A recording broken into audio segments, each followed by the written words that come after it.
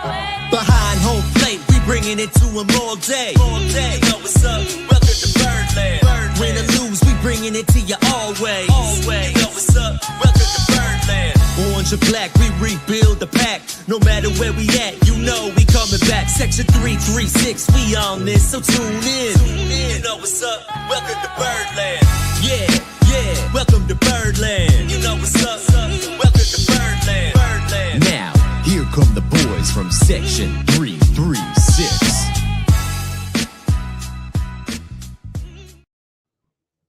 Ladies and gentlemen, boys and girls, Baltimore sports fans of all ages, welcome to Section 336, Next Generation Baltimore Sports Talk. I am your endearingly starring host, Matt Soroka. As always, I'm joined by the button lover, Josh Soroka. Hey, Matt. Just a few seconds ago, I thought this was going to be a more exciting show. Yeah, well, it still could be. We're coming to you in the top of the ninth inning. Yes. Orioles down 4-3 against Diamondbacks on Tuesday night. So yeah, Well, we had to know that Jeremiah Jackson magic of 5 straight at bats wasn't gonna last forever. Well, we got and Jeremiah Jackson showed that last year. He's got some sneaky pop. Yes. But coming up in the ninth, we got Blaze and Gunnar and Ward.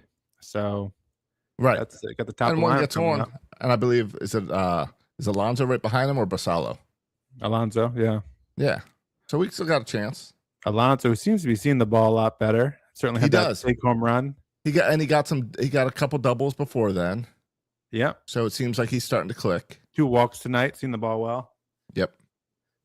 I was talking to this is like 2 weeks ago.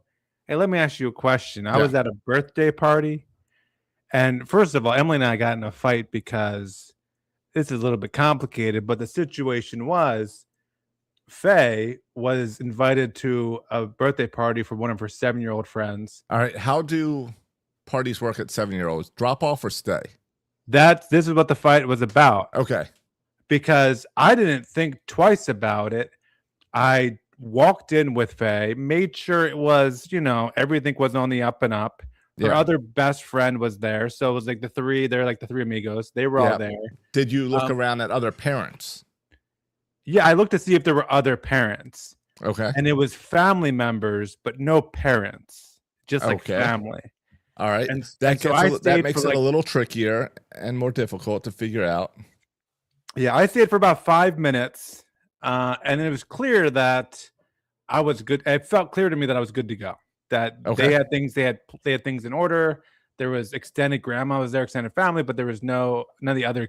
Did you say anything to the family members like I'm good to go? Or yeah, well, I said, hey, I'm gonna leave. What time should I come back to pick her up? Okay, and that's what was all the I response? Said. And the response was anytime 4 or 5. It's really like a very big window. Okay. Did you say, is it okay that I leave, or just said I'm going to leave? I just said I'm going to leave. Now, Caroline, the birthday girl, I shouldn't use names here. Let's just hypothetically Samantha. She said, you can go now. Before I even said I'm leaving. See, I've had that at drop-offs before. I don't think at the age of 7. Maybe like 10 where the kid answers the door and would pull Camden in and then say bye and close the door. Yeah, it's kind of that, like, why are you still here? Go. Yes. And so I was like 5 minutes and then I left. And then I called Emily and Emily's like, I cannot believe you just dropped her off. We don't know the family and we've never met the family before. See, that's different if you don't know the family. But I know the kid. Like, we've hung out with the kid before. But the kid's not the creepy one. Yeah. It felt like a very safe environment. But anyway, I left. Yeah, because you're good at that knowledge. You're good. Yeah, I can tell. I have a good sense. Right. And I went to Walmart, and then I felt bad, and so I drove back there, and I was gone for like 40 minutes, and then I went back and stayed for the rest of the party. But all that to say, while I was there, yes, and I think I was okay to drop her off. Emily thinks I should stay. Did you think of putting it on Emily, like making it a big deal that Emily missed her first drop-off birthday party? Like it was a big stage of development that Emily just missed. No, Dad was there.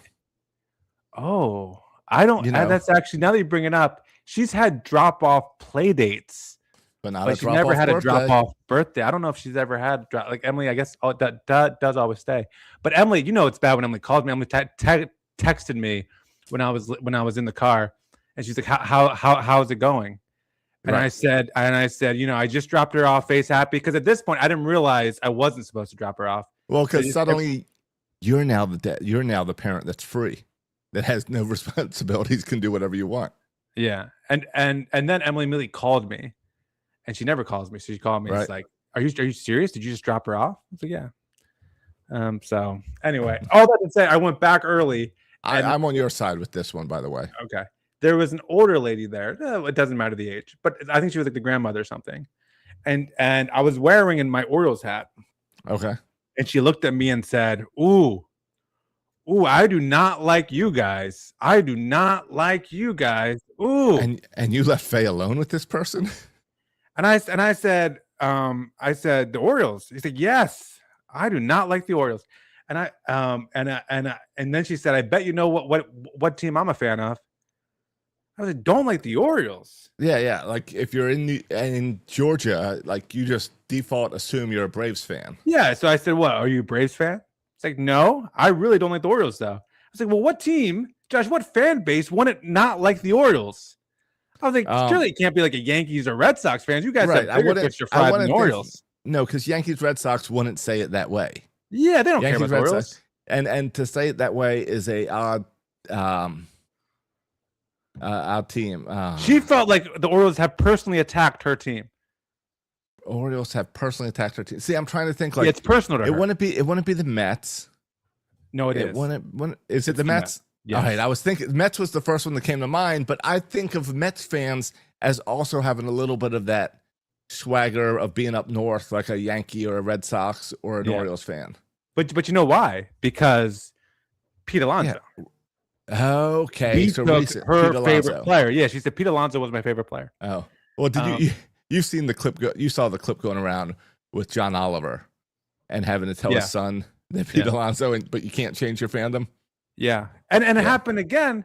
I teach one of my students from New York, and she's a big Mets fan, and so I hadn't taught her in a semester, but she's looking for a job, so she asked to be a recommendation, and I said yes, and I said I'm in a good mood. This happened just last night. I'm in a good mood because your boy Pete Alonso just hit a game-winning home run for the Orioles. And she's like, I was devastated when we lost him. He's like, he's not just a great player. He's just a great person and human. Right. And so the Mets fans really loved Pete Alonso. They do. Did you see the Pete Alonso and the dogs video going around today? No. He was at the SPCA and just enjoyed all the dogs. Okay. I've run into some Mets fans. And when I talk to Mets fans down here, I always go to the same line, and it never works. Where I always say, yeah, I'm an Orioles fan, but hey, you're a Mets fan? How much fun was Buck Showalter? And like, we love Buck Showalter. Mets fans are like, no, what? Yeah, it didn't work out so much. It didn't work out there, so they don't enjoy him the way we do. Yeah. You know why I don't enjoy this pitcher pitching right now, Roque or whatever his name is? Racket. It should be. I've been saying Racket. Okay, I've been on mute, and I was not listening the last time he pitched where he gave up 10 runs. I've seen. So I've been going Raquet, like croquet. No, I think the Orioles put something out that had like tennis rackets on it or something. So that's why I've been going Racket. All right.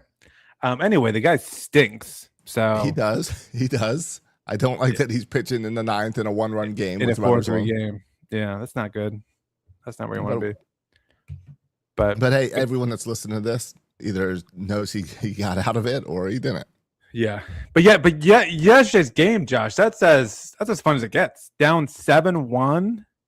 Didn't yesterday's game I was going to turn it off, and it just kept on fighting. And then you thought, they came back 6-7. Maybe this is it. And then Pete Alonso hit his first meaningful home run for the Orioles.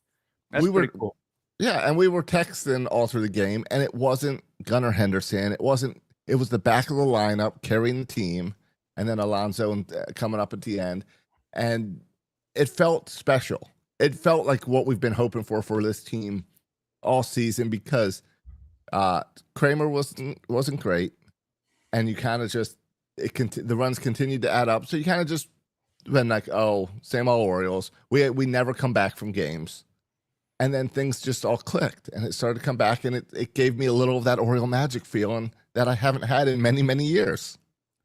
Yeah, well, it wouldn't have happened last year, especially because the guys who finished off the comeback weren't on the team last year. that would help. It was Ward getting hit and going first Yes. base, and then Alonso hitting the home run, and those two guys aren't on the team last year. So maybe Jeremiah Jackson hits the home run, and we lose 7-6 or whatever. Yeah, and I feel like this team is seeing more pitches, like they're more patient at the plate. I know we jumped out early with a lot of strikeouts the first two series, and it feels like it has settled down since then. There's some hustle and stuff. That was it Sunday's game? No, Saturday. I believe it was Saturday's game. Maybe it was Monday's game, where they had a 4-hour workout in the morning before the evening game.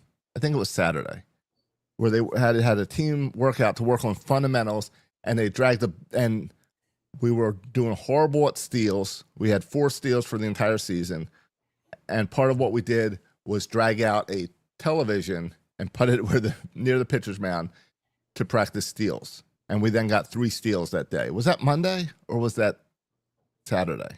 I don't remember. Okay. But it was one of those things where it's like, I've never seen Brandon Hyde have guys work out on the same day as a game. And it felt like there's extra hustle as Cowser just made a dive and catch to end the inning. It seems like this team they're winning right now, and that's really fun.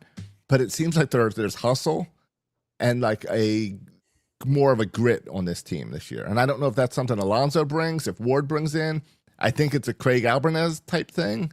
I mean, we can talk about him yesterday getting hit in the face and coming back out there. Yeah. Well, he went underneath because he was waiting to go to the hospital. But when the grand slam happened, he ran out and said, I need to be a part of this. And I like that. I like a manager who he's one of the guys. He wants to be just as tough as the players. And I like that. Yeah, it reminds me a little bit of, remember James McCann? Was it last year, 2 years ago? Got hit in the face. And the guy that's thrown out 2 guys tonight. Yeah. Yeah, no, of course it goes back to the James McCann.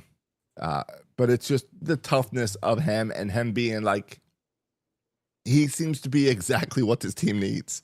As we spent so much of the offseason saying, who knows what the manager really does, and debating if we need a veteran or a young guy. I'm pretty happy with Craig. Oh my gosh, Josh, you think the Orioles just won the World Series? You're just on cloud 9 with this team. Where is this?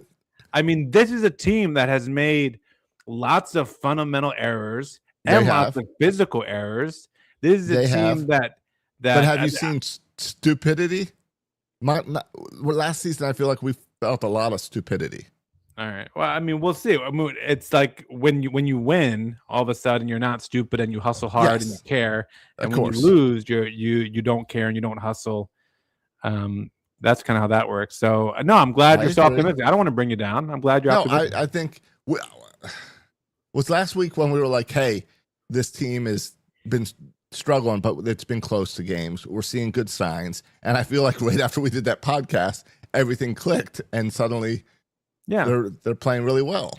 And people were freaking out last week because we're a few games under 500 and we struggled against the Pirates and people were losing their minds. And like everyone calmed down. This is still a really good roster. Let's let this thing play out. And they played a lot better since our last podcast. I read a post online tonight that said, oh, looks like the league figured out Trevor Rogers.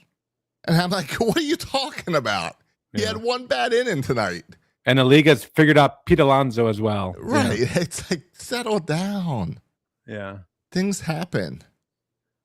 Yeah. It's a long season. Stuff happens. The only thing that gives me pause, Josh, right now is the Albanese thing was just the ice on the cake, where it does seem like this team is almost cursed, right? Yes. Where we saw Adley Rutschman get hurt, and then we said, oh, what a great opportunity for Ryan Mountcastle to get some regular bats at DH with Basayo going to catcher. And that game, he hit the double and gets hurt running to second. Yeah. And so it just seems and like it was weird. He fractured his foot, and it's like, how do you do that running? I don't know. But you saw as soon as he rounded first, you saw something was wrong.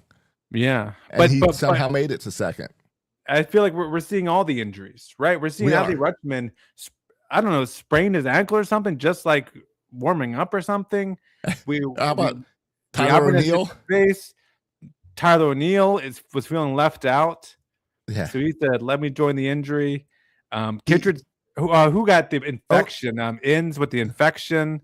It's but O'Neill's concussion, it wasn't during a game. He just how did he get his concussion? He just fell. He just fell like on an off day or something. Yeah, that's we joke about potholes, but Tyler O'Neill, he's going to get some playing time. If you looked at our bench today, I mean, we had such depth here. We were like, how are we going to find room for Ryan Mountcastle? Now, if you look at our dugout, Hanley, Weston Wilson, Jonathan Rodriguez. To be honest, I didn't know Weston Wilson and Jonathan Rodriguez were even were even players who existed. I believe your quote was, "Who are these guys?" I know. I was like, I need to do some more show prep. Yeah. Thursday. Yeah. Thursday, O'Neill wasn't feeling well. He was battling dehydration and fell and bumped his head. It was an off day. That's a classic O'Neill. Tyler O'Neill. Such an O'Neill. Yeah, only him. But this is from 3 days ago. Okay. Yes. 4/11, April 11th. Since April 11th, Josh, do you know how many moves Orioles have made? 6. Let me count them. 1, 2, 3, 4, 5, 6, 7, 8, 9, 10, 11, 12. 12 moves. Now, is that ups and downs? Now, is that like ups and downs or? Yeah, no, I'll read them. On 4/11, the Orioles select the contract of Maverick Hanley. Yes. That was for Rutschman going. Right. On that same day, Rutschman's placed on the 10-day DL. How about this one? This one kind of went under the radar a little bit, I feel like. Chase McDermott was designated for assignment. Yes. I mean, we were talking about him as a potential starter a couple years ago. And then the next day, Orioles recalled Jonathan Rodriguez, who I just mentioned, from Norfolk. He was the move. The corresponding move was Tyler O'Neill on the 7-day injured list because of concussion. They don't say any more details about the concussion. They just say concussion. Right. And then the next day, this is on the 13th. There's a lot of moves on the 13th. The Orioles traded for Christian Encarnacion Strand for cash considerations. He's a first baseman. Yep. And then they recalled Dean Kramer from Norfolk and optioned Cade Povich. And then they selected the contract of Weston Wilson from Norfolk. And then at the same moment, they optioned Christian Encarnacion Strand back to Norfolk. And then they put Ryan Mountcastle on the 60-day injured list. 60-day, Josh, left toe fracture or left foot fracture. But the fracture of the foot happened when he was running? Yeah. You saw the replay, right? Yeah. Yeah. Isn't that crazy, though? Yeah, I don't know if you step on the bag weird or if you step in an angle. I don't know how it happens, but yeah, I mean, it was clear he was running fine to first base. And then he rounded first base and looked like he lost his balance or something. And really, it was him trying to be in pain with his foot. I thought it was like just a pulled muscle or something. And then that's bizarre. But 60-day injured list, man. Yes. And then the last move is Yaramel Geraldo was moved from the 15-day to the 60-day injured list with right shoulder inflammation. So we won't be seeing Geraldo in the bullpen for a long while. So, yeah, it's busy few days for the Orioles. It is. It has been. But, hey, we're in first place. Is it still first place? If half the league is tied? I guess. I mean, how many people would have thought? We've used and we said, oh, look at our starting pitching depth where we have all these guys. We've already used Cade Povich and Dean Kramer. Yes. And then we use another guy. Oh, and Brandon Young. Brandon Young. Yeah, so we already used 3 of the guys from Norfolk, and we're just 16 games in. How is that? It's wild. Just April 13th. And we already used all these bullpen arms. I mean, all these Norfolk starters. Everyone Right. besides Trey Gibson has gotten a cup of Well, coffee. and I'm here. sure he's on the Oh, wow. list. Yeah. But I mean, so the injuries yeah, are a little concerning. the They're injuries starting to are stack up. concerning. Now our star positive players spin. have kind of avoided it for the most part. But Right. Well, and then you had Jackson Holiday. It's been on his rehab. He showed up at Camden Yards. We thought that meant he was coming back, but he has wrist soreness, so they're setting him down a little bit longer. Right. So we'll see. So it's still not a clear timetable on his return. No. Now you hope that this means that we get all of our injuries out early in the season and we can be healthy down the stretch. But the other side is maybe we're just cursed and we'll be dealing with injuries all season. Yeah, like it's not clear to me. Is like Zach Eflin's not going to return the season, is he? No, because he had Tommy John. Right. And so it's one thing to say, okay, they're injured, but they're coming back. I mean, I don't know. I guess Holiday's coming back, of course, and I mean Westberg is still a question mark, right? Well, Westberg's on the 60-day DL, right? So but that's going to be what, end of May? Maybe, but it's still not even clear what's wrong with him. Right. He might end up with Tommy John too. Yeah, it's a partial UCL tear, so it might be Tommy John. Yeah, we talked about that. And then Mountcastle, that's a 60-day DL for a broken foot. Maybe Jackson Holiday next week. Who knows? Yeah, and which is in that case, Jeremiah Jackson's making a strong case. Like I'm staying on this team. I'm not. I know. He sure stepped up as soon as Jackson Holiday showed up in that dugout. Yeah, a little motivation right there. What's the deal with Batista? Do you remember? Because he did Tommy John, then he came back and had a torn rotator cuff. Right. So he had to have surgery on that. And I know he was throwing. They showed him in spring training doing a little light toss. But have you heard anything recently? No, I assume his career is, I don't know if it's over, but I mean, I don't think you don't think I don't think the Orioles are optimistic season? About his future with the Orioles or as a pitcher. Like this seems like career-ending stuff. Well, I mean, he started his throwing program March 4th. All right. So I haven't seen him set back down since then, but it's not career-ending, I don't think. I think it might be. Are you okay with Hensley or Helsley? Yeah, you know what? For me, looking at the early part of the season, the thing I'm most optimistic about is the thing that I was most nervous about. The bullpen. The bullpen looked legit, yes. Josh. Yeah, well, I'd like to see Wells do a little better. Wells had a rough start. You know what?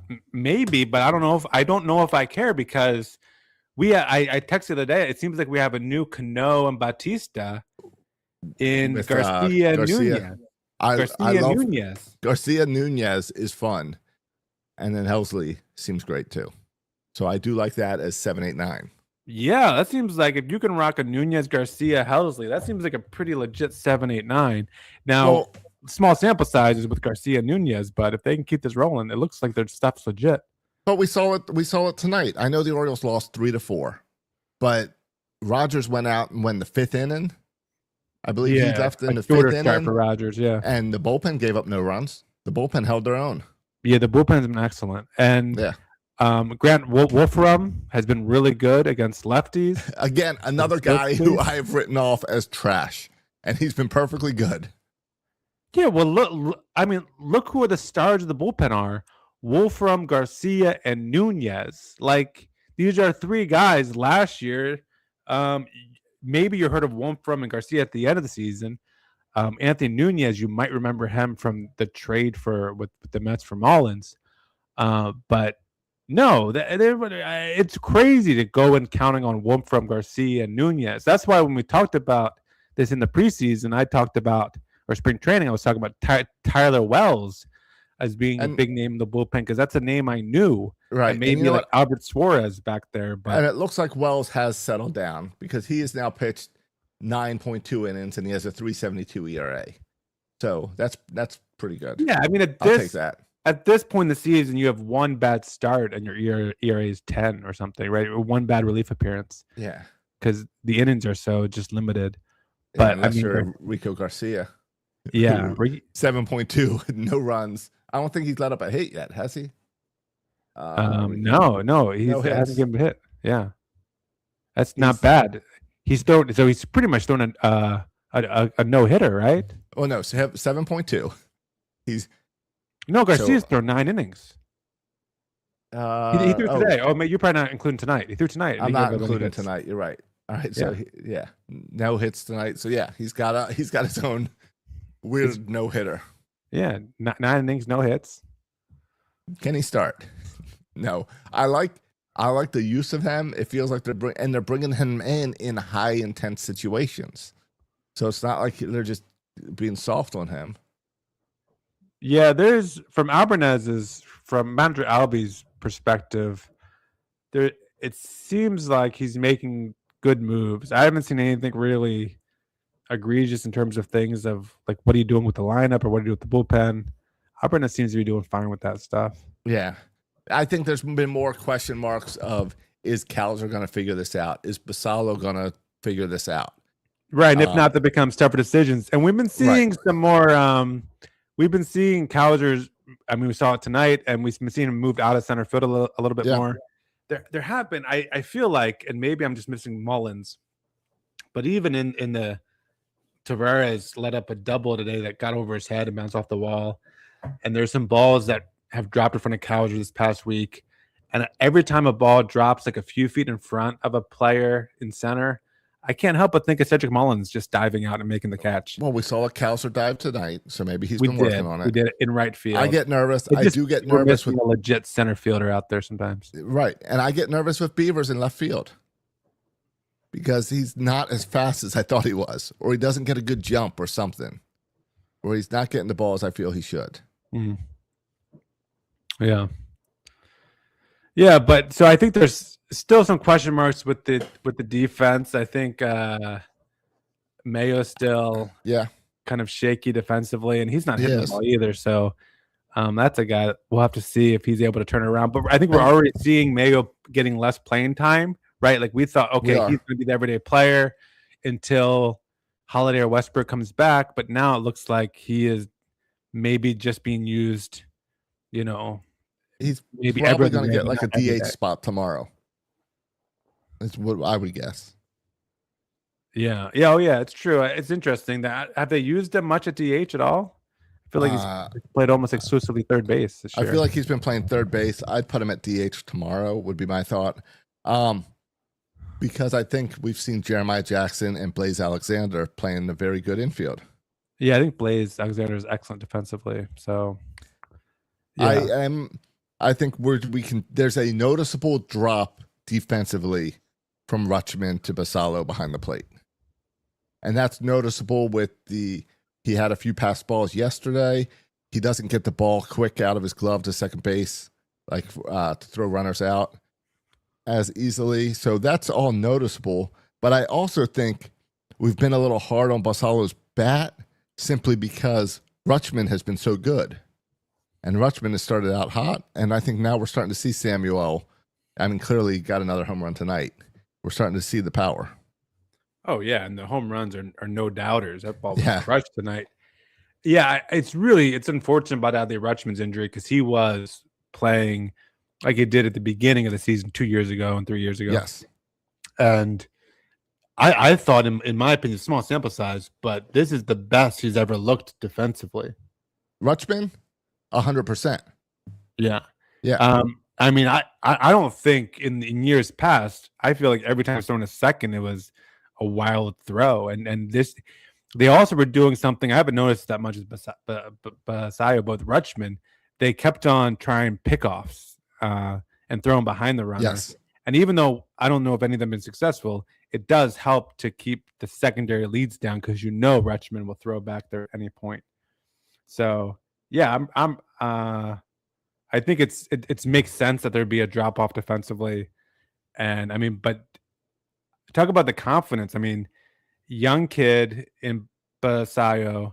Not only is he catching every day now, but manager Albie's batting him cleanup. So Yes, he dropped him right in there. I think that shows you what Albernus thinks of the guy. And I think it's but I think it's also helping Samuel because Alonso's ahead of him. So there's some protection there where they're going to walk him and all that. I think that helps. I was just looking up. Mayo has not played since Sunday, where he played third base. He's a guy where we really need that bat to come alive. And so I think DH tomorrow. Tomorrow's a day game. So I think a DH would be a good spot for that.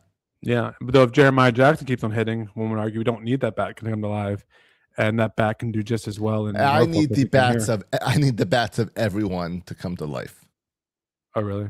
That hasn't already. Yeah. You don't want a guy. I don't want Kobe Mayo and his 167 batting average on my bench. Really? I want a guy I can trust to bring in and make a difference. Okay. You know what's surprising? We brought in a couple guys in the offseason because I don't think our power numbers, specifically home runs, were not where we wanted them to be. Yes. And so we brought in two guys, Pete Alonso, and of course Taylor Ward. Taylor Ward, prolific home run hitters. Yes. And between both of them, they got two so far this year. Yes, they do. So that's not working out really. But Taylor Ward has become a little double machine, which has been nice. That's been working out. And then the home runs have been Gunnar and Samuel Barcelo, aren't they 4 and 3? I believe. Gunnar has 6. Is he 6? All right, so 6 and 3 or 6 and 4. 6 and 3. But 6 and 3. That reminds you, flip those around. 3 and 6. 36 home runs is how many home runs Ward had last year. And so I'm curious when he gets going. And of course, Pete had over 50. So we haven't even seen, I don't think, the power really start to come from those two guys. And that's who and those are your 1-3 or 2-3 hitters. But Ward, no knock against Ward. You're right. He leads the league in doubles. How many times Masson will say that with 10? Until it's not true. Yeah, until it's not true. He hasn't hit in a few days. It might not be true very much longer. And Alonso, we talked about to open the show. It seems like he's heating up. So yes. I think that bodes well for our offense. As we're seeing, and we mentioned Wilson and who was the other guy on our bench tonight? Rodriguez. That's not guys you want on there. So you're going to get, we know Holiday's playing the waiting game now. Have you heard anything about Heston Kjerstad? Because when you talk about injuries, he was another guy who was having a really great spring and then got hurt right there at the end. Yeah. No, he does his thing every year where he just disappears. So he's down in he just really likes Sarasota. Yeah. What was it, like a hamstring or something with him? It's always something with him. So let's see. Yeah. So I don't right hamstring strain. Yeah, like a right ham. It's not even like he broke something. It's not even like he tore something. He strained something. That doesn't seem too bad a strain. I strain myself all the time. Yeah. Yeah, I've got the list here. Tyler O'Neill can return on April 16th. And it looks like the 17th for Kjerstad, but I don't Kjerstad hasn't even been to Norfolk yet, so it doesn't bode well. Yeah, and I assume he won't be a rehab assignment. I assume he'll just be optioned down to Norfolk to get some games under his belt there. I would think so. But again, this is it's unfortunate for him because with all these injuries, he would actually probably be up here instead of Rodriguez. Yes, correct. And so it's a little bit unfortunate that we have to, and we're signing guys. Like we signed that first baseman who I mentioned earlier, Christian Encarnacion Strand. We just traded for him to play first base because obviously, if anything happens to Alonso or something, we wouldn't have anyone to play first base. I guess maybe swing over. We had Maverick Hanley on our bench today, right? Yeah. I mean, yeah. Who had? We said we had too many catchers. We had two catchers that should get some playing time at first base too, because we want them both to play all the time. Who had Maverick Hanley getting up on this roster this early in the season? I know. Yeah, I mean that's the thing. Like I know injuries happen every year to all the teams, but this is a lot of injuries to happen at the second week in April. And you're right. To cap it off with Craig Albanez taking a ball to the face. Yeah, it's kind of cursed a little bit. It's the capper. Yeah. Yeah. So I don't know. We'll see how this plays out. But again, at least it's had minimal impact on our stars, right? I mean, as you feel like if Ward and Alonso and Gunner, if these guys can stay healthy, you're going to be all right. And that Rutschman was the one, I think, the biggest blow, but it feels less impactful because Basayo is so good. And so you're replacing Rutschman with another good young player. Maybe, but I think like catcher every day. I don't know. I think the Rutschman defense and having that extra bat in the lineup, like, wouldn't you rather have Basallo as your DH than Beavers? Like, I think that makes a step up that improves your team. I think Rutschman, you win tonight's game. I think Rutschman gets you an extra run. Okay, but then you got to take away the home run from Basallo tonight too? You're going to take away? No. Basallo's my DH. Oh, he's your DH. Okay, yeah, I gotcha.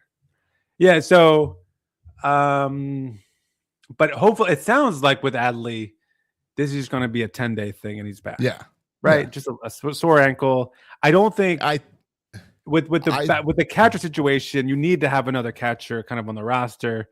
So if he can't play, even if it's for 3 or 4 days, you kind of have to do the. I think if Basallo wasn't there, you would have tried to get him to fight through it a little bit. You would have given him a day or two off. Yeah, or if this is maybe September and the playoff hunt or something. Right. I think, but it's early in the season. You got Basallo. You're like, we'll bring up Hanley as a backup. We're not really going to play him. I bet as I say that, he's going to be your catcher tomorrow because it's a noon game, 12:30 game. Oh yeah, after a night game. So you're going to let Hanley catch tomorrow. So you're talking one game. It'll be okay. Yeah. But Matt, what about attendance? No one's going to the games.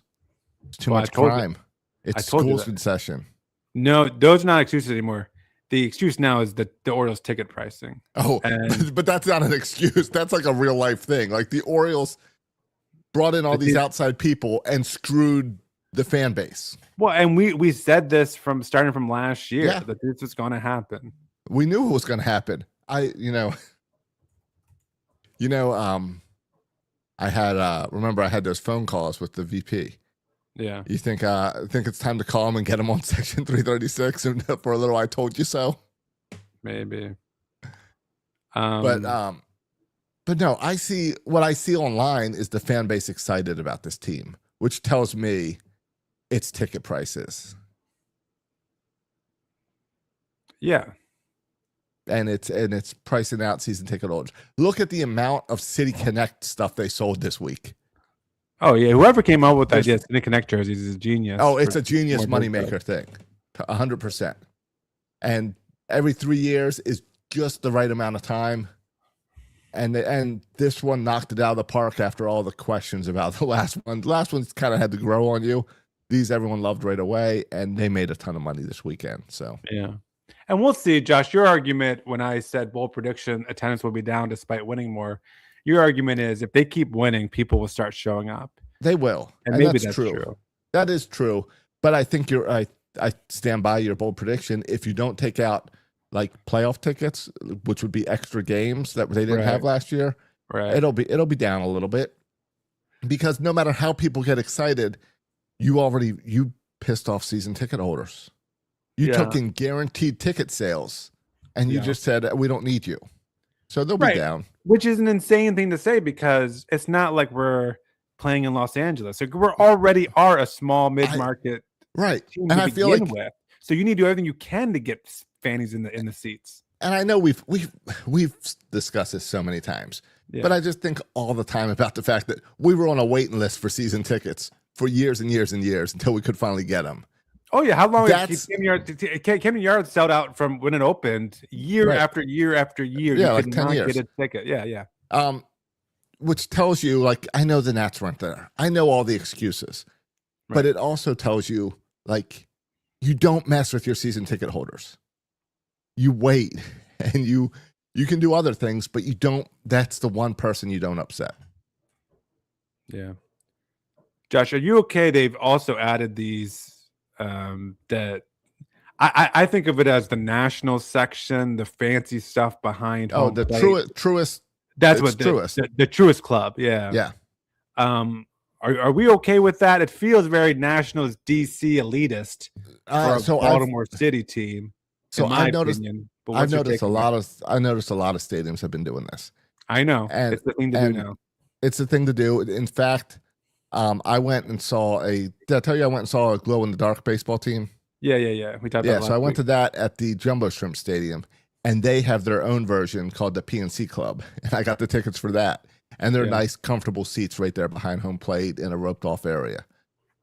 So everyone's doing it. I am. I mean, perfectly fine. the math kind of makes sense if I can sell one does. seat for $1,000, as opposed to 10 I seats think for it's $50, whatever. I think it's $340 a seat.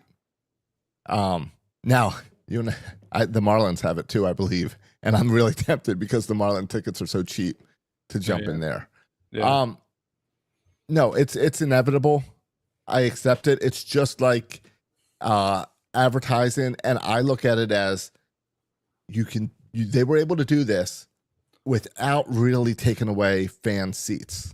Yeah. And without putting them up front. What I hate watching an Angels game, a Dodgers game, when it's like Pat Sajak in the very front row in this like lower section that like the common folk can't get to.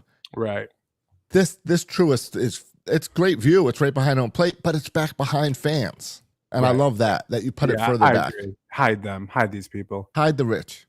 Yeah, I agree. You should hide the rich. So, but it does seem, Josh, from a marketing standpoint, I guess if the Orioles, you'd rather sell out your suites and your Truist Club, than sell out some upper deck seats for $20. Right. So, and there's more advertising this year. There's the big advertisement at the bottom of the jumbotron. There's less room around the jumbotron, right? Right. And now there is, but now they digitally put in the big ad on the what's that big wall out in center field? The batter's eye. Is there advertising out there? Are you allowed to do that? Only on TV. Oh, I see. Okay. Only on TV it'll be out there. And they're doing things like that. They've got the ribbon bars going all around the stadium, which look excellent, but they're putting more ads on there. Yeah. And I have no problem with all the ads because it's inevitable. But you were able to do all this. You were able to do a new jumbotron, a new sound system. You were able to bring in the ribbon boards. You were able to do all these improvements, including the rich people seats, without selling your stadium naming rights. Yeah, I know. We sold a big sign on top of the jumbotron for whoever's on the patch. I'm blanking on the patch, but we sold the all financial that company. What's yeah. I'm blanking on that too. I should know that. I can see the logo, but I can't. The Ram. Yeah, the Ram. We sold all that, and it doesn't bother me at all because we did not sell the naming rights. And to be honest, we also did not put any ads on the warehouse, and it would be so easy to put ads on the warehouse. No, so that's a good point. Yeah, I am all for T Rowe Price and all this company. Yeah. T Rowe Price, yes. Yeah. So no, I have no problem with the rich people. You have to do it. I think it's gonna. I saw an interesting argument this week for baseball because there's a lot of talk, and there's a lot of talk that baseball is changing with ABS, which we all love ABS, and going into what I think we have accepted that there's a good chance we don't have baseball next season, and that we will eventually get a salary cap, a salary floor, and that will change baseball. And I heard a great argument for it that the easiest way to avoid a strike next year is for the Dodgers to be in the World Series or even win the World Series this year. Because then how can you argue against the idea that you can buy a championship?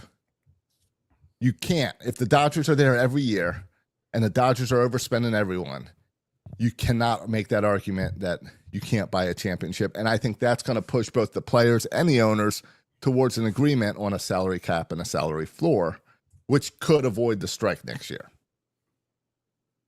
But baseball's all about money. So that's how I got there, is off the advertisers and the rich people. All right. Yeah, it's certainly we'll see. We'll see what happens in terms of the strike and I mean, I think it's really hard to repeat in the World Series. Yeah. We'll see what happens there. Now, remember, if you high-paid salaries, if you're posting online, if you're talking about the chance of a strike being next year, and you're going back to the '94 strike, you have to find the picture of me and Dad with the Field of Dreams with greed sign, and that's got to be the sign you use for anything you post. Are you guys going to recreate it if there's another strike? I think we have to. Yeah. I saw Dan Clark, not Dan Clark. Glenn Clark. Yeah. Glenn Clark. Sorry to compare them. That's like way different people and way different love of Baltimore. But they're both Glenn Clark, sports fans, so I got you. Yeah. Yeah, but Glenn Clark upset me because he posted a video talking with Buck Showalter about the strike and talked about the '94 strike and showed an image of some other guys holding a Field of Dreams sign and not Dad and I. Yeah, and I'm going to start taking that personal now as we go through the rest of the season.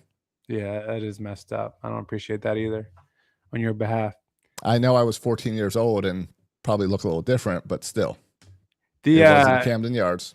Yeah, there's talk that baseball teams are being more aggressive with contracts now because if you can get a contract, it could be grandfathered in and might not be subject to the salary cap or something. I don't know. Yeah, we saw the Pirates just give a ton of money to a 19-year-old. Yeah, after playing in one game against the Orioles, and they got one good hit against us. Had a double against the Orioles. Like, let's sign this guy forever. Exactly, because no one can hit against the Orioles. So I wonder if Josh, is there anyone from the Orioles that would be most likely at this point to be extended? It feels like Rogers and Henderson. I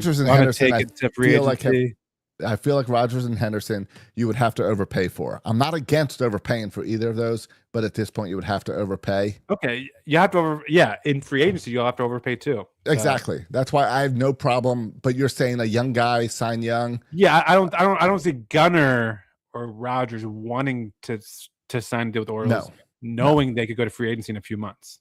I think is there someone who we could potentially extend? I think Brandon Young's a possibility. If you really think he's starter material, because you're kind of phasing out on Dean Kramer after this year. I would assume he's not returning. They extended Shane Bass already. Yeah.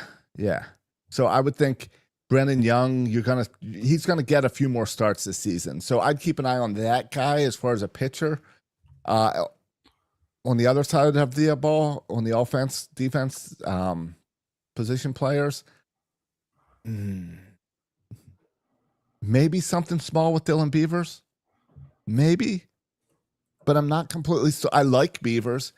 I'm not sold on him being the solution in the outfield, in left field, where right field is easier to plug and play. If Beavers showed me he could play center field, then yeah, I'd be interested in that. But no one that stands out right now. Do you have anyone? Oh, and Holiday, I think, won't do it either. Holiday would be the go-to one, but he has almost already pushed it too far. Yeah. Anyone stand out for you? Yeah, I think a couple. I mean, Jackson Holiday is certainly the top of my list. Outside of Jackson Holiday, Josh, what about? But he's a Boris client with a family ingrained in baseball. You think you're going to have to overpay already? Right. And we talked about this before, but like, I don't know Basayo's financial situation in terms of his family. Yeah. But Holiday's set up financially, totally. Right? Like he has not about money. Yeah. Right. He wants to be a superstar. That's all it's about. Right. And that might not. So you can't entice him with like, oh, we'll pay you a few more million now, right? Buy out your arbitration years. He doesn't care about that. He's a face of an organization type guy. And like you said, we got great deals on Basallo, great deals on Baz. Here's two guys, though. What about in terms of pitchers? I really like Kyle Bradish. Now I know he's a little bit older, but I think you could add a year or two to Kyle Bradish's contract. I could see that. I could see extending Kyle Bradish. I don't think Kyle Bradish is a superstar that like would make a whole lot extra in free agent. I think you could afford to keep him in free agent, going after him at free agency. You wouldn't have to overpay too much. Yeah, he has this year and 2 more years. And there is, if you did like a 4-year deal or something. Yeah, and there is something to say about loyalty when you support a guy through a major injury like you did with Bradish. Yeah, and I guess from the Orioles' viewpoint, you want to make sure he's you want to make sure he bounces back. What he used to be. Yeah. Yes. And the other one, Josh, and I would have never said this 2 months ago. I would have never said this 2 months ago. If we're making the announcement tomorrow, Rico Garcia. But well, no, I don't trust bullpen arms. No, I don't trust it either. Their arms might fall off. All right, where are you going? But here's a guy who a month ago I would have said no, don't extend him, trade him if anything. But now I think I'm already changed my opinion after watching him play for a couple weeks. Oh, really? Yeah, and now I think extend the dude. Let's go all in. A regular player? Yeah, an everyday player. Well, he's on the injured list now, but an everyday player. You're extending Ryan Mountcastle? I'm extending Adley Rutschman, Josh. Oh, Adley. All right. Adley. All right. Look, I'm right there with you. Adley. It's only been 2 weeks, and this is stupid, but I'm already still. I know it's stupid, but Adley to me looks like he did 2 years ago, his All-Star year. Well, John, and do you hear the way? And this is like secondhand announcers are talking about it based on combinations with Alvarez, but it sounds like the whole coaching staff, the new coaching staff, just loves Adley Rutschman, and he does everything right. And they've just been so kind of impressed by Adley Rutschman. Well, that's all good. I told you I'm all sold on this stupid coaching staff. Yeah, he's like Bradish. He just has 2 more years, and then he becomes a free agent in 2028. You get grown men out there to take things serious and put in some extra work, and you've got me convinced that you're a great coaching staff. Yeah. Yeah. So Adley Rutschman is a little bit sneaky old. How old do you think Adley Rutschman is? 29? No, he played college ball. I'm going to stick with 29. Yeah, he's 28. All right. So he has this year, and then he has 1 more year, and then becomes a free agent at the age of 30. No, I'm really enjoying Adley Rutschman this year, where I thought Basalo's the future. I'm a fan of the 2 catcher thing too. I just like the 2 catchers, and that's what I was going to say. You got such a good deal on Samuel Basalo that you can carry them both. Yeah, you're fine. And I think the wear and tear on the catcher position, if you can throw one guy 3 guys, another guy 3 guys, or 3 games, DH a lot. I just think it makes sense when you have 2. No other teams have 2 kind of offensive catchers like that, but I think it works. I agree with you. Also, think about the money people waste on a permanent DH guy. I'd much rather have 2 catchers that I could get some strain off that and trust either one of them to DH. That sounds great. Yeah, and think about the guy Kirk for Toronto just got hurt out for a little while. When catchers get hurt, it feels like just got hurt.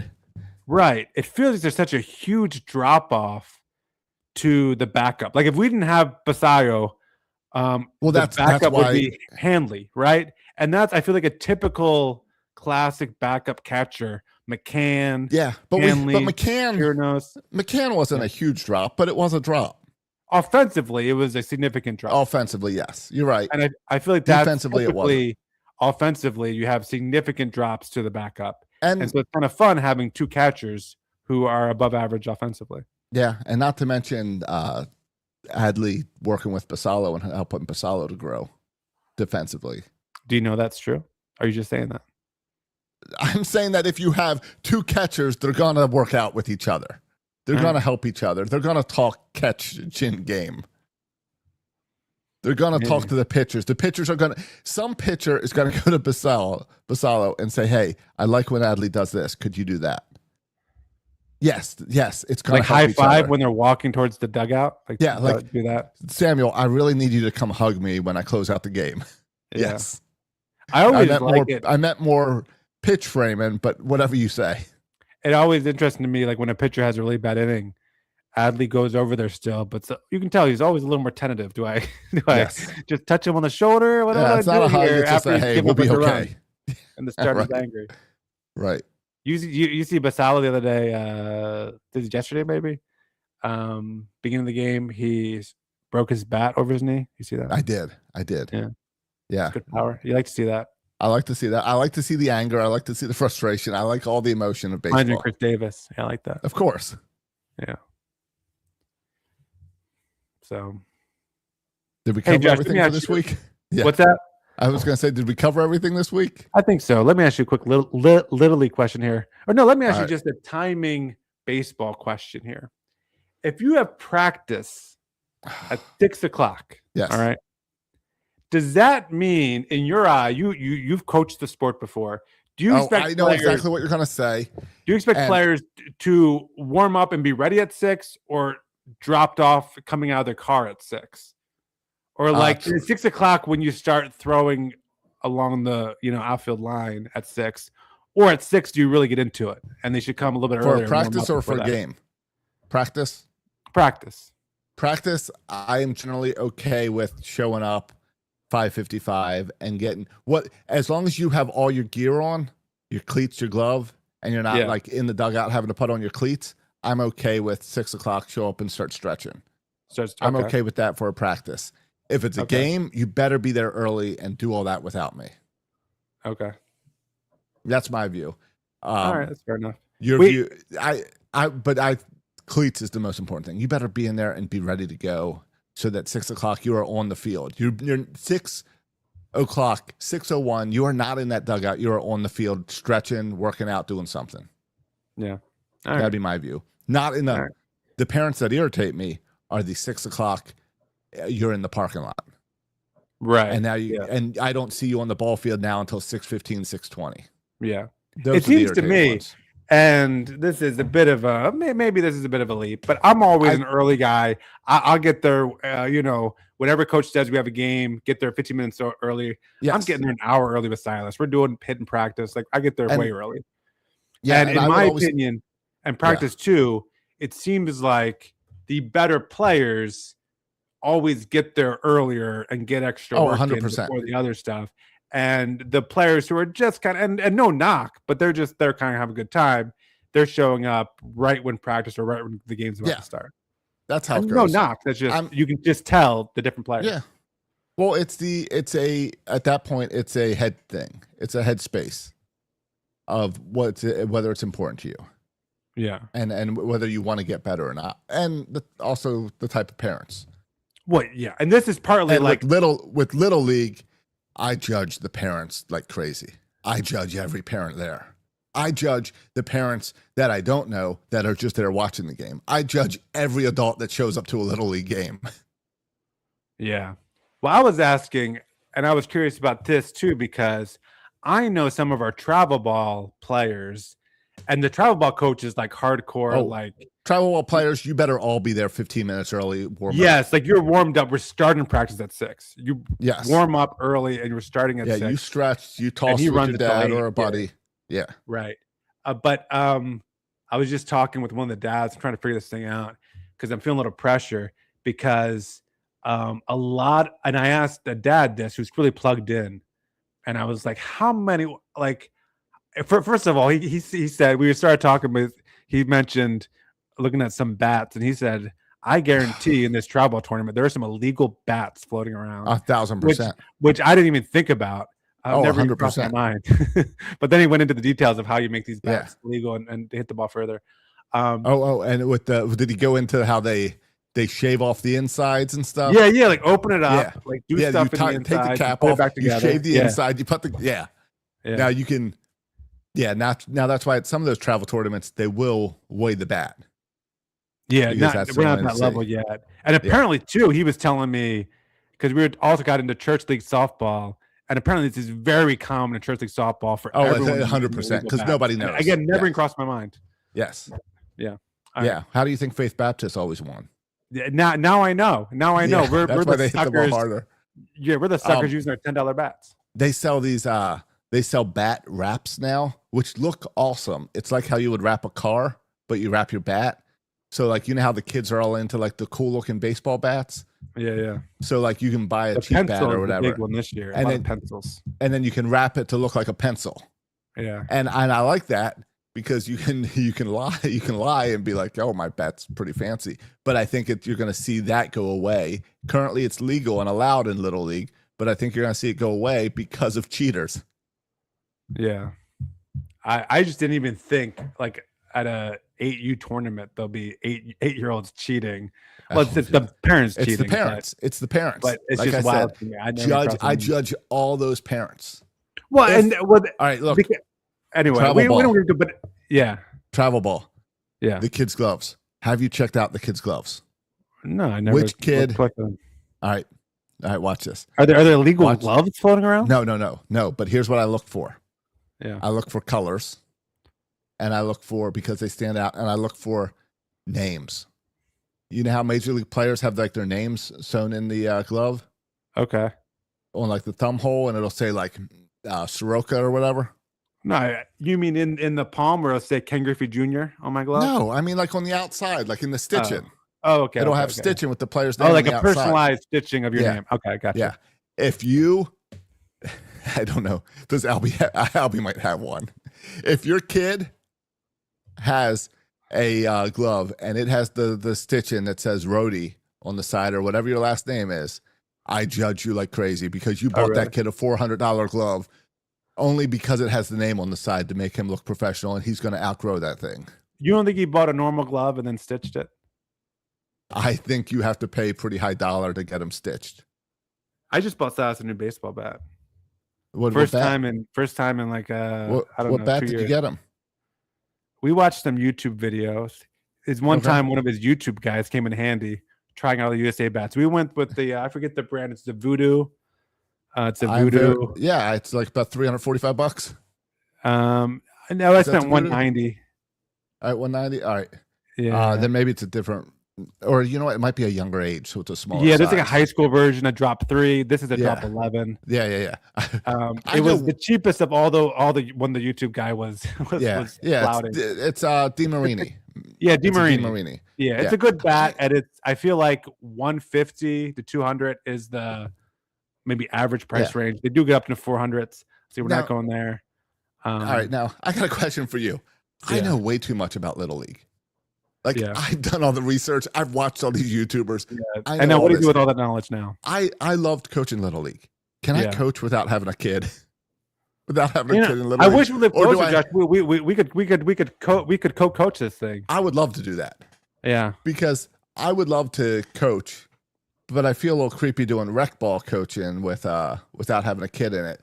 And then I feel like I need to jump up to high school ball, and that's that's a different.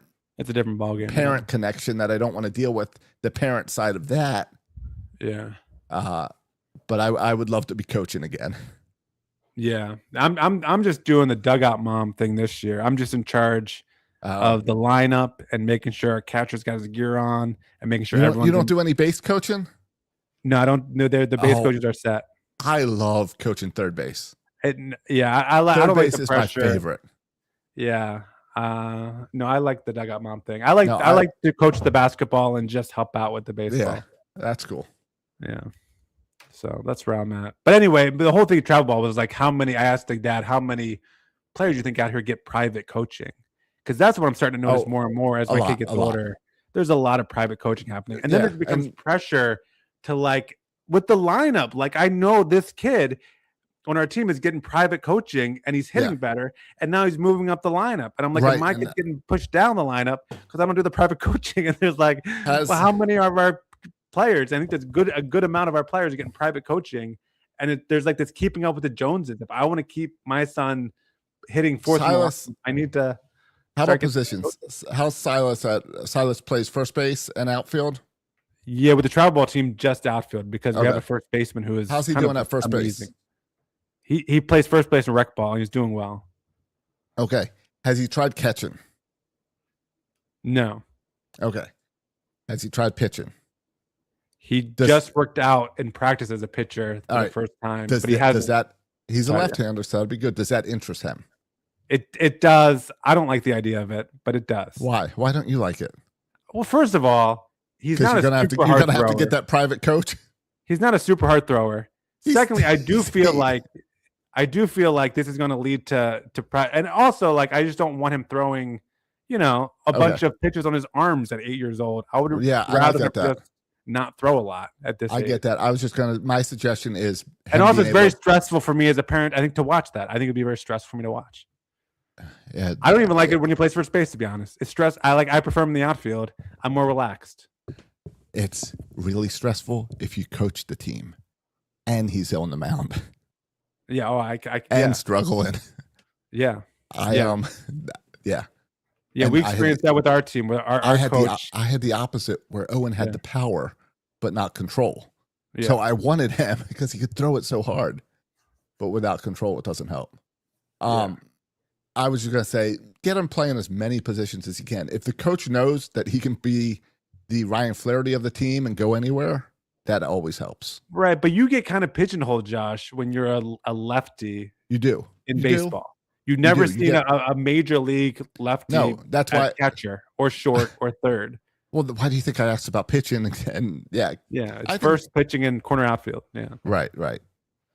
So, but it's fine. It's been fun. The jump to kid pitch has been really fun. I've actually kind of liked it. I can't wait to get up there and see a game. I monitor it on Game Changer. I get notifications for him and Albie on Game Changer. And it was fun. I didn't realize you didn't have Game Changer, so I have to take the recordings and send them to you. Yeah, whenever he has a good hit, I'll message you to send me that recording. But all right, we can wrap up the show. I just want to. I mean, we haven't talked little league in a while. No, I am jealous that you get to do that. Yeah, it's been fun. Yeah, but it's just gets more and more intense each year. I think I'm already missing 8U now that we're jumping up here to 9U and kid pitch. I understand. But all right. Well, tough loss for the O's today, but we'll bounce right back. We're still feeling good. Josh is all good vibes with those. I'm all good. All good here. Yeah, we'll see where we're feeling next week after another week of games here. I hope even better. Yeah. Yankees are in a big slide. I know everyone was talking about them coming off the gates hot, and how is this pitching staff is incredible and this offense. I mean, baseball, it's a crazy sport. It humbles you fast. Yep. You talked about the strikeouts of the Orioles. While we were talking, I Googled, team hitting stats. You know who has the most strikeouts in baseball, like in terms of a team, what hitters for what team has the most strikeouts? A week ago, I would have said the Orioles, but I don't know. The Los Angeles Dodgers. Do they? Yeah. And yet, would not have guessed that because they're winning games. Yeah. So that's just how it goes sometimes. All right, well, boys and girls, check us out on all your social media platforms. Just search for Section 336. Go to Apple Podcasts and leave us a review, and follow us and like us on Facebook and all that stuff. All right, and you can follow Josh on Twitter and TikTok at Josh Soroka. I'm not going to give my handle. I haven't been on Twitter in. So I'm you should hop on. It's been fun. It's been fun this season arguing with people. All right, argued with everyone on Friday because where's the game? I can't find the game. It's ridiculous. You told him, Josh. You told him last episode. You told him where it was. I told him where it was, and everyone. So many people listen to the podcast. Why are these games on streaming? Why? Shut up. It's 2026. Get over it. Have you not seen the NFL season? Like, are you new to this? I know. Would you exactly deal with it? Yeah. I'm glad that more games aren't streamed. I'm glad we get most games on the MLB at Bad App. People complaining, I got to pay for 5 streaming apps. That's like $100. Do you know how much cable TV was when we had to get HTS? Yeah. No, it's true. Like cable was a lot more expensive than my individual streaming selections. Yeah. Exactly. So, Josh, the stream, we got to get out of here. The streaming landscape's changing. I just got a message. I used to always watch the Atlanta Hawks games on this FanDuel Sports Network. And apparently that FanDuel Sports Network, it doesn't exist anymore. It's does someone buy it out? I don't know. So now I don't know what the Hawks will do next year. The Braves went to their own streaming service. Well, that's the Brave streaming service or whatever. Well, right, like the Orioles have. And Major League Baseball is being more and more invested in that, where they're going to start controlling all the streams at some point. Yeah, seems likely, except for the Dodgers. Well, let's see how this might be part of the strike talk. Yeah, maybe. Money. It's all money. Yeah. All right, boys and girls, thanks for listening. And as always, go O's.